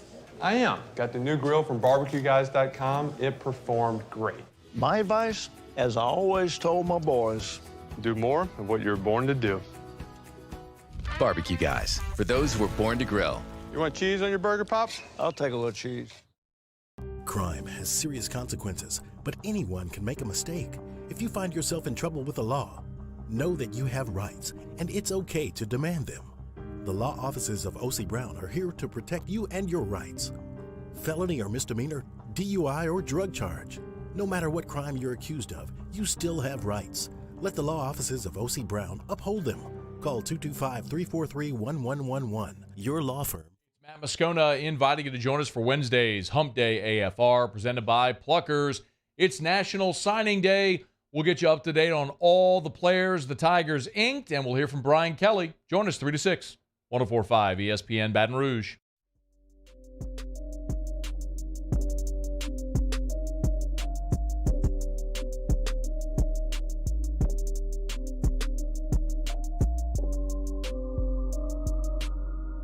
You're listening to Hunt Palmer on 104.5 ESPN Baton Rouge. 7 o'clock tonight inside the Maravich Center, LSU and East Tennessee State final non-conference, well, I guess pre-conference. I got one more non-conference game coming up in the Big 12 Challenge. But the final pre-conference game for LSU, Tigers will take on East Tennessee State. The Bucks are 4-8 this year. Their wins have come against Emory and Henry. That's one school. I never heard of it. Probably not great on the hardwood. They beat Elon. They beat Arkansas, Little Rock, and they beat something called Mars Hill. So 2 of their 4 wins are against Emory and Henry and Mars Hill. They've only played one Power 5 game all year. That was against Georgia. They lost it 62-47. So not all that impressive. They have lost 3 of their last 4 on the last possession, which is impressive. Their last game, they had the old adage and the old question, do you foul up 3 late? They had a 3-point lead against UNC Asheville. 4 seconds left. They fouled. Sent Asheville to the line, facing a 3-point deficit. Guy made the first one to cut it to 2. Missed the second one on purpose. It got knocked out of bounds to UNC Asheville. So they had the ball with under 3 seconds to go, down 2, and hit a corner 3. Scored 4 points in 4 seconds and beat ETSU. That's a tough way to lose it, but they've found ways to lose. As far as the metrics go, I'm not going to bore you with much on East Tennessee State. They're 208th in offensive efficiency and 197th in defensive efficiency. They're not very good on either end of the floor. They're not playing Power 5 teams, Power 6 teams, you want to call it that, and they're still not any good statistically anywhere across the board. They got two guys that will do the majority of their heavy lifting. They've got a guard named Jordan King, who's a 6-foot junior. He leads the team at 13 points per game. He takes a ton of shots, 14 a game. He's 25% from 3, awful. 34% from 2, awful. But he has made a 3 in 30 straight games. No, I'm sorry. That's East Tennessee State has. But this kid shoots a ton of shots. Jordan King does. And then they've got one guy who's actually a pretty good player in Jalen Haynes. He's a Georgia transfer, played for the Bulldogs a couple of years. Now he's at East Tennessee State. Scores 13 points a game. He's a 60% shooter around the rim, is not a threat at all from the perimeter. But who cares that Jordan King shoots a million shots and that Jalen Haynes is a decent player? It's really not about what East Tennessee State can or can't do against LSU in this game. And this has been the case in just about every non-conference game LSU has played. It's about what the Tigers can do. East Tennessee State sucks. I don't think they're listening after their shoot-around. Probably not. They're not any good. LSU needs to go out there and, quite frankly, kick their butt. I don't know another way to say it. You ought to control this game, and at the under 4 timeout at the end of the second half, this thing should be well put to bed. I'm not suggesting I think it will be but that's what I'd like to see. I've got some goals for LSU tonight if we want to frame it that way. It's not necessarily keys to the game. There are no keys to the game against East Tennessee State. Go play. But what I'd like to see in evaluating this team and trying to see a little bit of growth, keep those turnovers down. They've done a really nice job over the last 5 games of minimizing turnovers. If you're listening to my show yesterday, I played some Matt McMahon sound. He said we've ridden a lot better than that. Maybe you can keep your turnovers under 10 here. That's ambitious. But keep the turnovers under 10. That's the way LSU's going to have to play teams. Use your veteran guards to make good decisions. Juice Hill, Trey Hannibal, Justice Williams, Adam Miller, Cam Hayes. These guys are veteran college basketball players. Don't turn the ball over.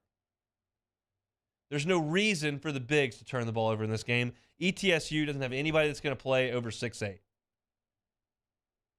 Get shots on your possessions. Don't turn the ball over in the open floor.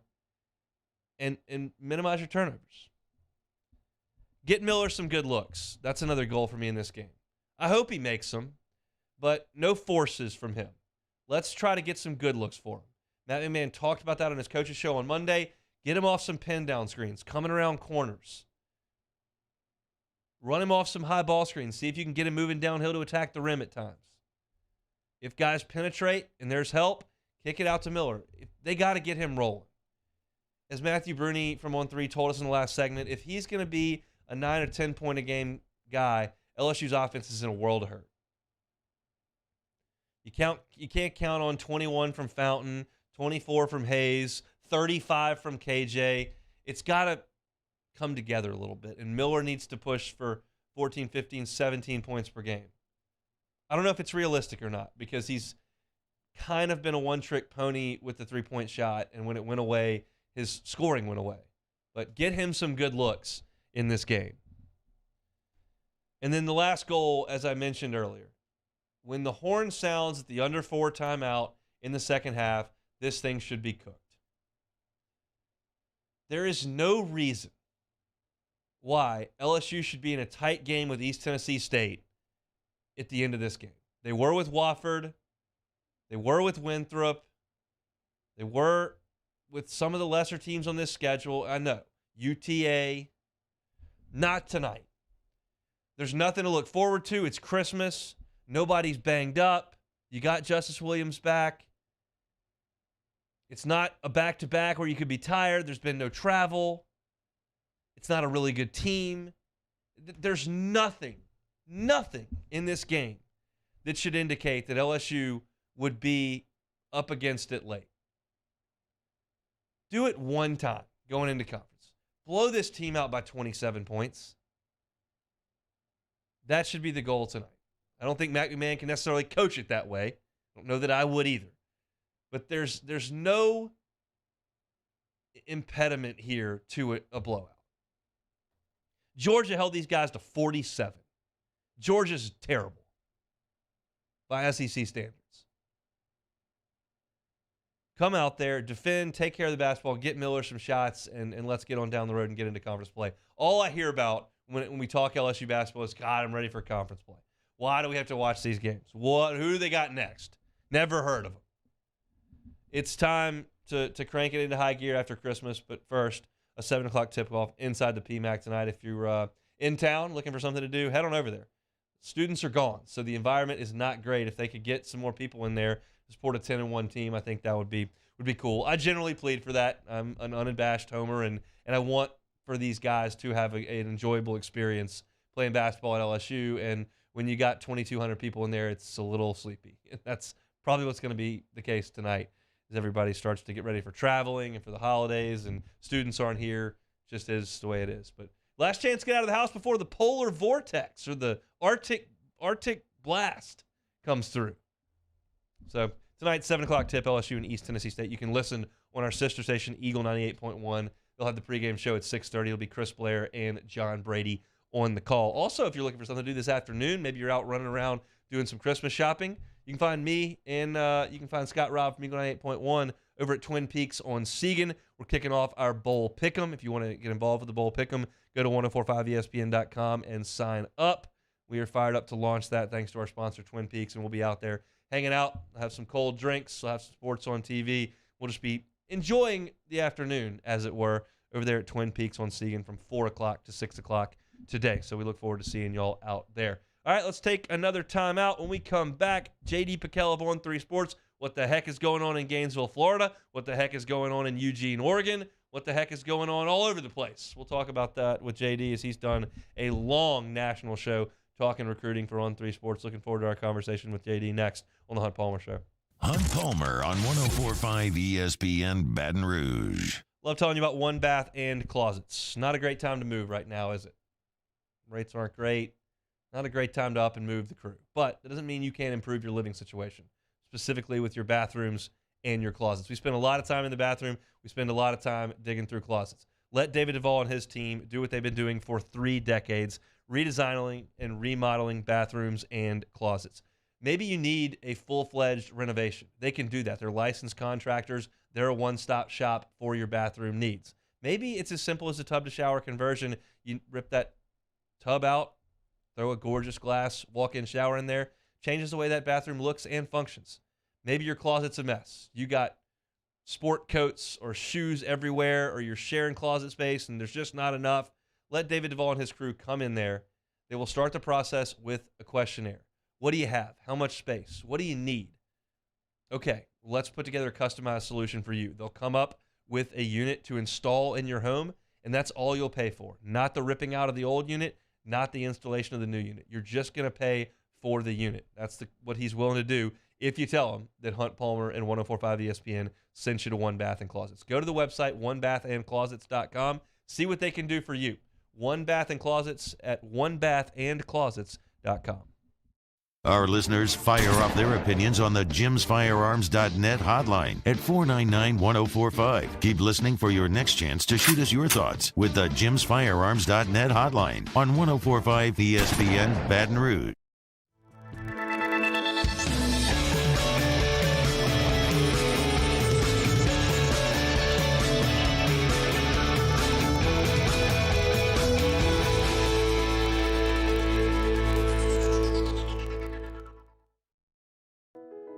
I've been doing business with Luba for 25 years. They're dependable, trustworthy. It's just the attention to detail with our clients. Our folks have years and years of experience. They're highly trained professionals, but many companies have that asset. What I'd like to think makes Luba a bit different is that we use those talents in a way that truly is dedicated to serving the needs of the folks who depend on us. Time doesn't stop, and the world keeps spinning. Community, culture, and communications, the powerful circle that connects us together. We're creating the next evolution, a network built for every possibility, moving faster than ever before, streaming us forward into the future. And the revolution is closer than you think. RTC, ETEL, and Vision are now Rev. New name, same company.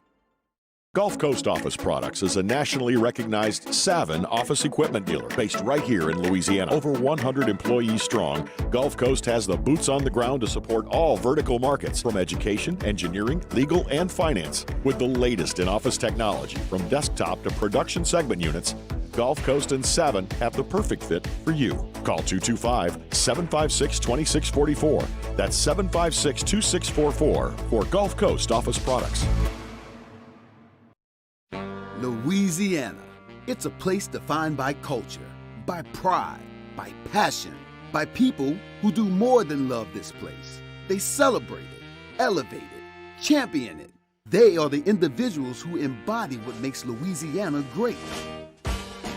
The companies that make Louisiana a better place to work and live.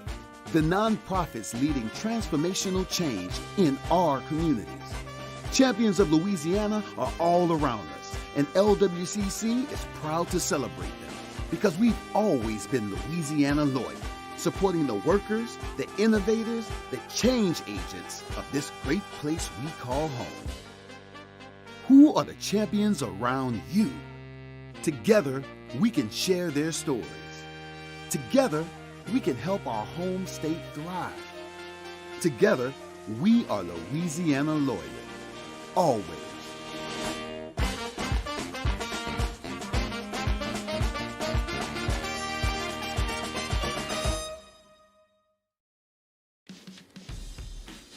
Join Jimmy Ott and Charles Handegriff this Wednesday, 6 p.m. from City Slice Pints and Pizza. New Orleans Bowl picks, National Signing Day talk. Join us more for Live from City Slice Pints and Pizza on 104.5 ESPN Baton Rouge.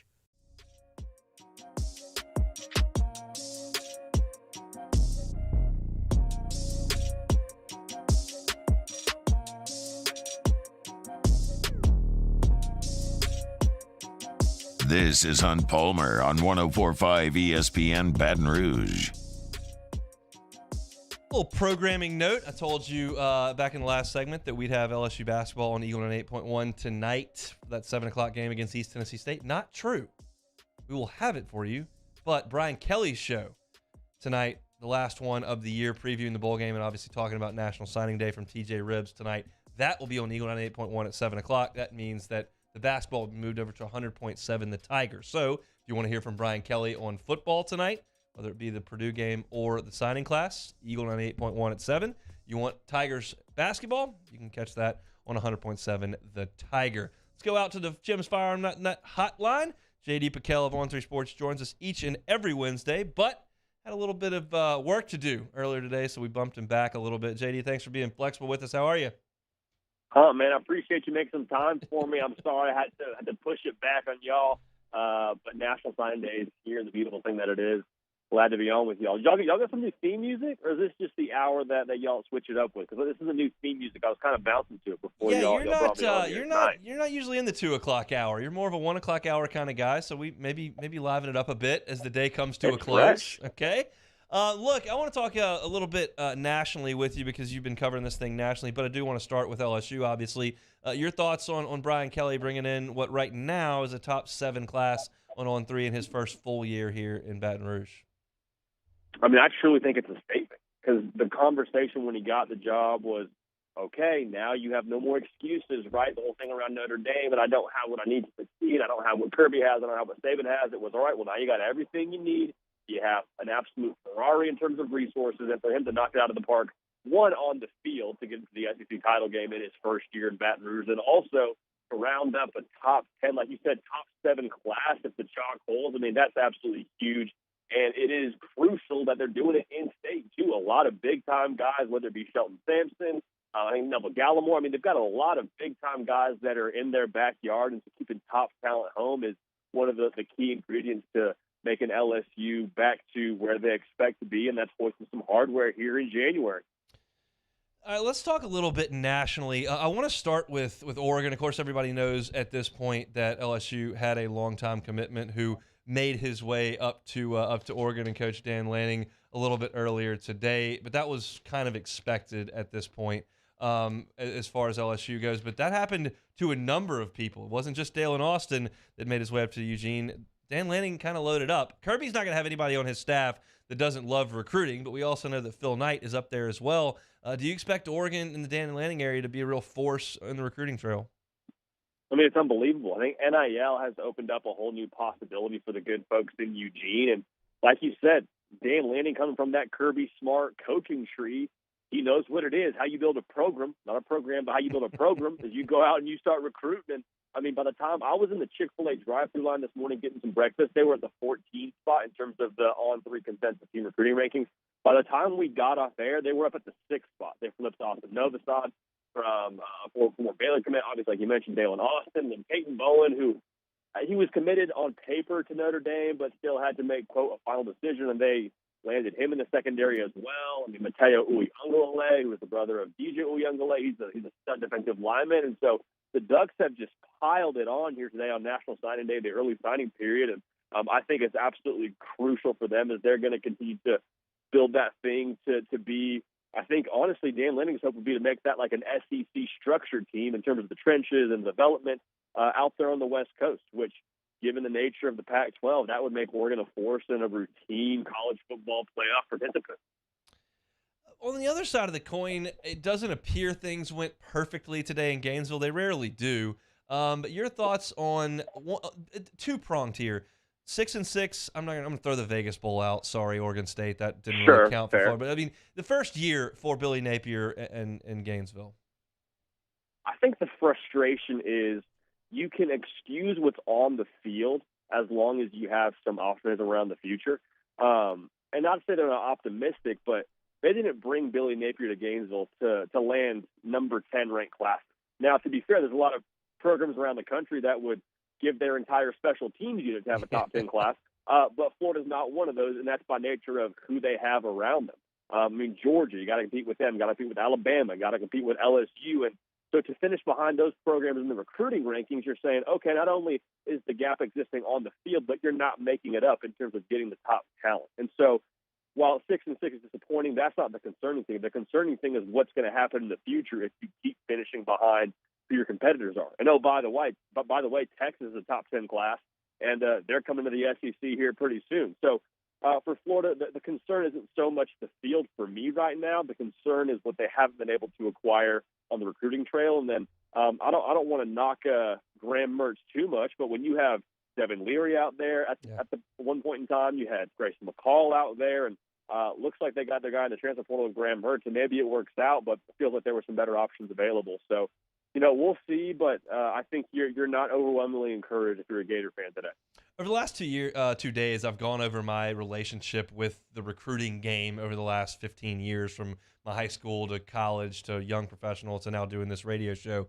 And I've always said that it's just vitally important to load the shelves on National Signing Day, but I can't quite follow it as closely as I did once upon a time because of social media and all the flips and whatnot. Now, because of the transfer portal, I look at A&M's class from last year. 8 of those guys didn't make it through a calendar year, and 3 of them were 5 stars. This is an important day to me, but it feels like I look at this and half these guys are going to be on the move over the next 2 years. So where are you with the importance of this day, and with the portal, how quickly things can change and where the importance is there? Well, I think there's a couple of things that can be true still about National Signing Day. I think it can be true that National Signing Day is still extremely important, especially for the programs that, don't want to lean on the portal, like a Clemson, like a Georgia, and are going to develop internally. So it still is extremely important. I think it can also be true that the relational side of things doesn't end once a kid commits to a different school if you're a coach. I mean, you may recruit a kid up until signing day. He ends up picking a hat that's not your school. Well, guess what? He might be in the portal in, 13 months' time, and you may have to pick the phone up again and see if he wants to come play for your school. So I think it legitimizes and I think will solidify a lot of these programs that are great on the relational recruiting game. And then, the coaches and programs that are a little bit superficial, maybe is the word you would use there, or that don't totally follow through on the relational side of things, and it's a different game once you commit. Those are the programs that are going to, I think, pay the price in the long run. So extremely important, but now it's about rebounding, right? Like, a shot goes up on signing day. maybe he sticks, maybe he doesn't. But, when that recruit is off the backboard and he's up in the air again, you better get good about rebounding and finding a good spot to box out every other program to make sure you acquire that top talent when it does come off the rim. Dabo made a comment about NIL today about the Clemson program being based on God's name, image, and likeness, and he's been pretty open about not wanting to use the transfer portal as well. Do you worry about him getting lost in the shuffle a little bit with these views that he so outwardly expresses? Yeah, I think it's a little bit of a tricky topic to broach, right? Because I can just say for me personally, my faith is paramount. That is who I am through and through. That's extremely important to me. But even then, with Dabo Swinney's comments, using the acronym name, image, likeness, and just kind of the way he carries himself a little bit. It's a little bit cringy. So maybe that's something that'll be more fun to talk about on social media than anything else in terms of his football program. I do think it's true though that he's gonna have to adjust a little bit. I think we might have talked. Maybe it was earlier in the fall. It was Hunt, but Clemson to me is a lot like Chick-fil-A. Like, they do things differently. They're closed on Sunday. They have a different kind of style of service. Same thing with Clemson, right? They don't use the portal. Their visit schedule is historically a little bit different. But you're okay with it as long as the product is top shelf. As long as Clemson's winning a lot of football games and they're playing in the college football playoff, we're like, hey, that's cool. It's how Dabo does it, and it works for him. If Chick-fil-A starts giving us just subpar sandwiches and that chicken's underdone, like, we're going to say, why are y'all closed on Sunday? Your way clearly doesn't work. And so I think that's starting to be a little bit more the case for Clemson. Now, they still won the ACC. They still, we're a South Carolina loss away from probably making the playoffs. So is it too soon to pivot?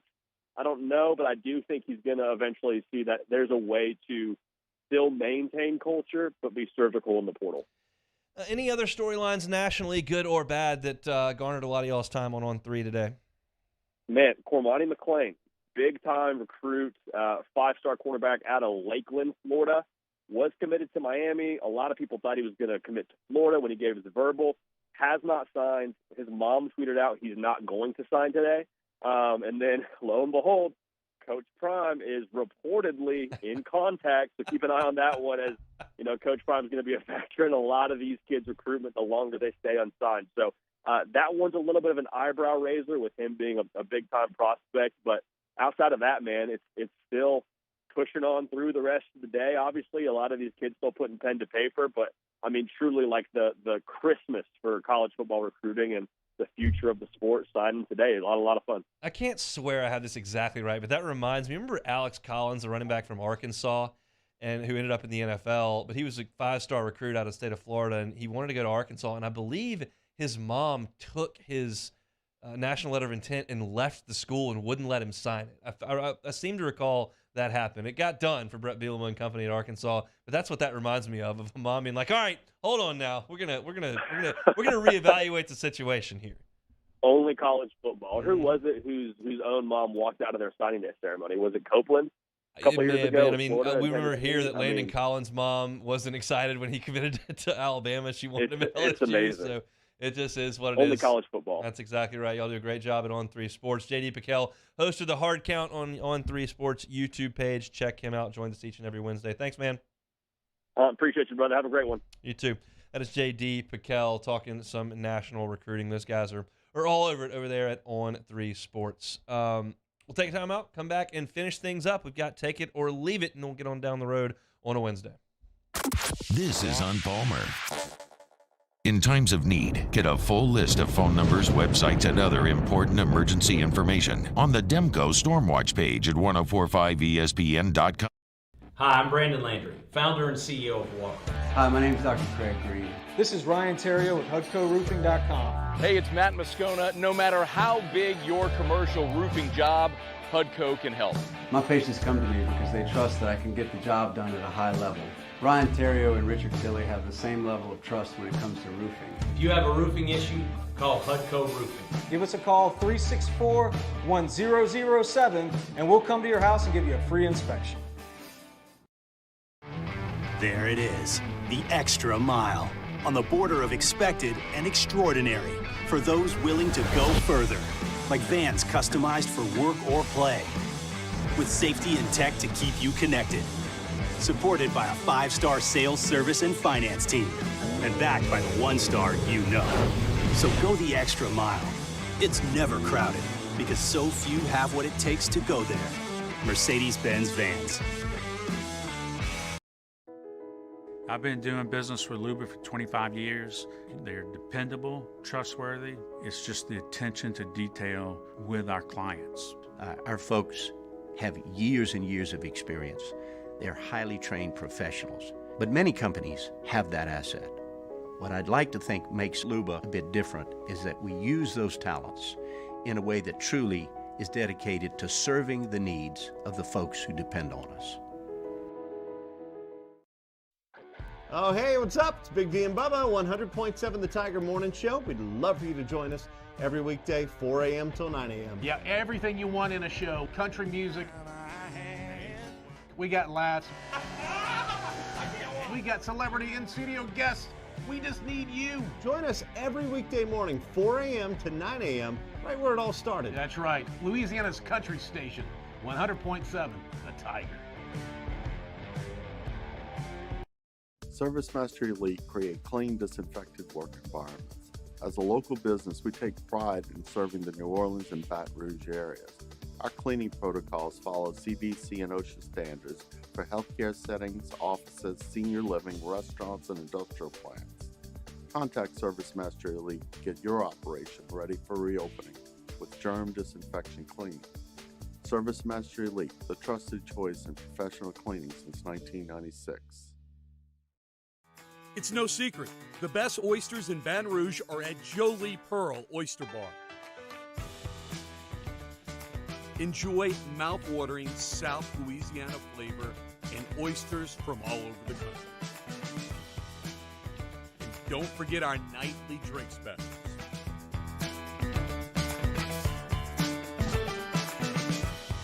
Jolie Pearl Oyster Bar, located in downtown Baton Rouge. Eli's always been into grilling. It took us a while to see it, but the signs were there. What are you doing, Eli? I knew grilling was my thing.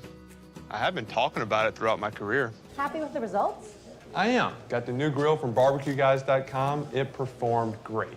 My advice, as I always told my boys, do more of what you're born to do. Barbecue Guys, for those who were born to grill. You want cheese on your burger, Pops? I'll take a little cheese. Crime has serious consequences, but anyone can make a mistake. If you find yourself in trouble with the law, know that you have rights, and it's okay to demand them. The law offices of O.C. Brown are here to protect you and your rights. Felony or misdemeanor, DUI or drug charge. No matter what crime you're accused of, you still have rights. Let the law offices of O.C. Brown uphold them. Call 225-343-1111. Oh, on Thursdays off the bench, we gonna celebrate Christmas, y'all. So come get in the holiday mood with the boys as we recap National Sign Day. Look forward to the Pelicans being back on the hardwood. Off the bench, 7 to 10 a.m., 104.5 ESPN.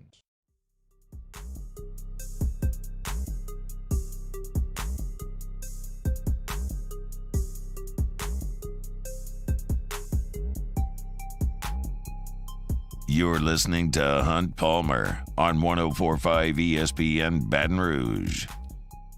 Just a quick National Signing Day recap. I believe the hay is in the barn for Brian Kelly and LSU. Obviously, you got the 3 transfers in yesterday. And as far as today goes, they were looking to get, I'm looking up the signed here on 3, 25 commitments that are signed at this point, which is all of them. So everybody has inked that was expected to today outside of the commitment of Dalen Austin. They lost Dalen Austin and obviously picked up Kamarian Pimpton, the 6'6" tight end from Fort Worth who was committed to Vanderbilt. So that's a wash in terms of numbers. Did not get Isaac Smith. He decided to stick in Mississippi. Inawanda product is going to go to Mississippi State. So now kind of all eyes in this signing period are going to be on Desmond Ricks tomorrow at 4:30. So that'll be kind of the last shoe to drop. Some more programming notes. If you've been listening, you know this, but if you just jumped in, this is what is going on the rest of the day here under the Guarantee Media family. We will have the final Brian Kelly show of the year, recapping National Signing Day and looking forward to the Citrus Bowl against Purdue. That'll be tonight at 7 o'clock from TJ Ribbs over on Eagle 98.1. That means basketball tonight, 7 o'clock against East Tennessee State, is going to be on 100.7 The Tiger. So 7 o'clock on Eagle for the Brian Kelly Show, 7 o'clock on 100.7 The Tiger for tip-off of LSU and East Tennessee. You can catch pregame at 6:30. I will be out at Twin Peaks on Seagan starting in an hour and 10 minutes over there at 4 o'clock. We'll be there from 4 to 6.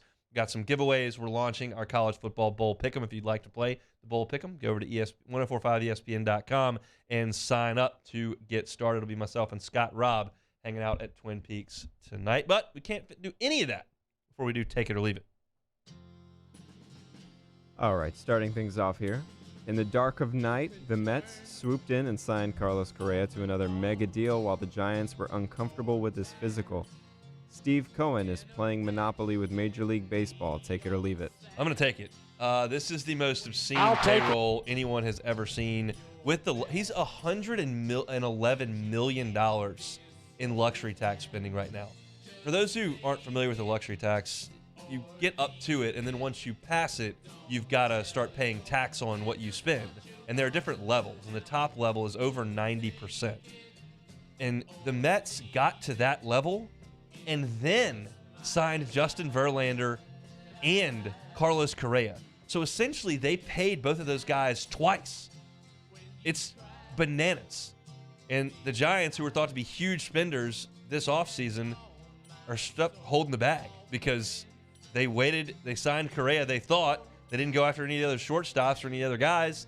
And then Correa they didn't like his physical. Mets said, all right, we'll do it. And now the Mets have an insane team. Lindor, Nimmo, Correa, Verlander, Scherzer, Diaz. It's ridiculous what they've got up there in New York. And that's the way owners should work. They don't all have as much money as Steve Cohen, but they should not be trying to run a business. They should be trying to win games. The Mets only care about winning games. That's why they have all the good players. I will take it. It's huge.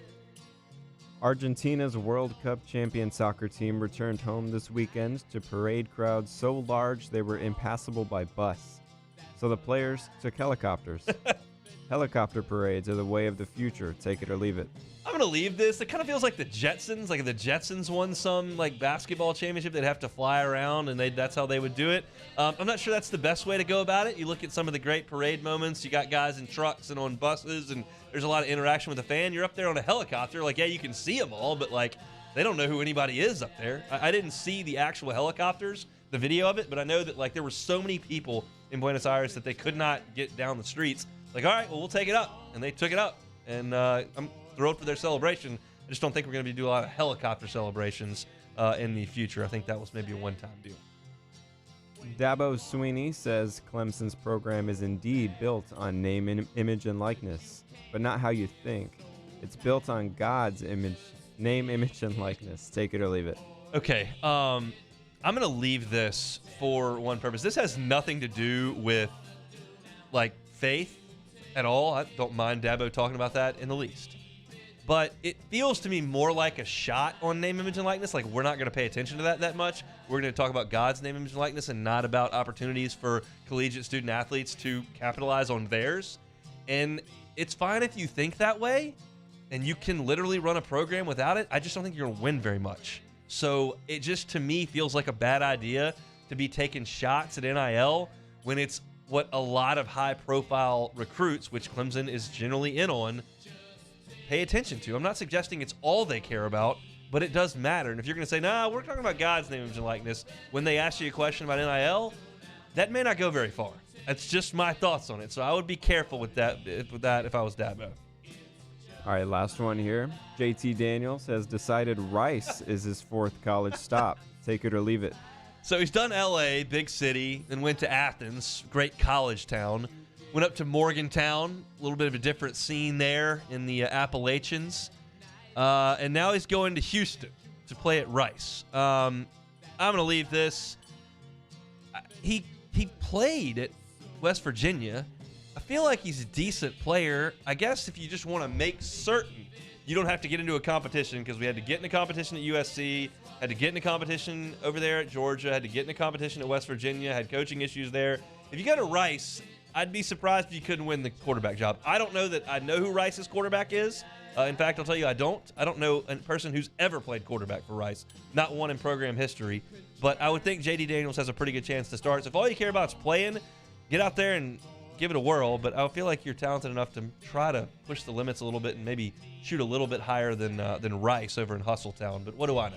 That's J.T. Daniels' prerogative. So 4 stops, that's a lot for a college football player. But Godspeed to him. I hope he's great over there at Rice. That'll do it for Take It or Leave It today. Loaded show. We opened the show with 45 minutes straight of National Signing Day talk with LSU's class. Went through the things that I liked, things that I'm not so sure of, and kind of where that class sits today. At the end of hour number 1, talked about how poorly the SEC played in basketball yesterday, and Wake Forest beating Duke.